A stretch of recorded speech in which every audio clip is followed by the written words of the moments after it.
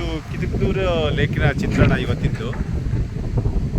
So ಇಲ್ಲಿ ಗೊತ್ತಿದ್ದ ಹಾಗೆ ನೋಡಿದ್ರೆ ಲಾಸ್ಟು 15 ದಿನ ಹಿಂದೆ ಒಂದು ಇನಾಗ್ರೇಷನ್ ಮಾಡಿದ್ರು ಲೇಕ್ ರಿಜಿಯೇಷನ್ ಪ್ರೋಗ್ರಾಮ್ಗೆ. ಯುನೈಟೆಡ್ ವೇ ಮತ್ತು ಲೋಕಲ್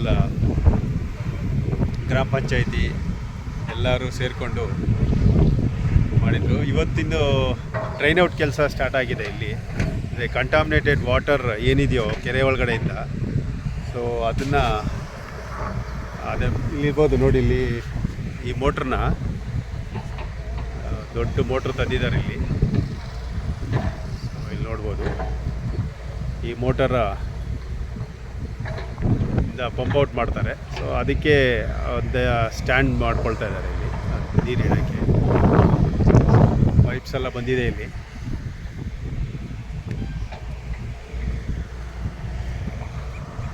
ಸೊ ಎಲ್ಲ NGOಗಳಿಗೂ ಧನ್ಯವಾದ.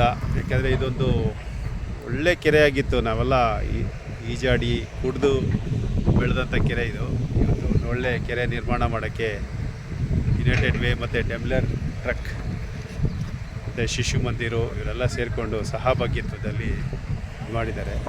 ನಾವು ಮುಂದೆ ತಿಳಿಸಿದಾಗೆ ಈ ಟ್ಯೂಬು ಏನಿದೆಯೋ ಮತ್ತು ಕೋಡಿ ಬಂಡು ಮತ್ತು ವಾಟರ್ ಲೆವೆಲ್ಲು ಏನಿದೆಯೋ ಅದನ್ನೆಲ್ಲ ಹಾಗೆ ಪ್ರಿಸರ್ವ್ ಮಾಡಬೇಕು ಅಂತ ಈ ಮೂಲಕ ವಿನಂತಿಸ್ಕೊಳ್ತಾ ಇದ್ದೀನಿ.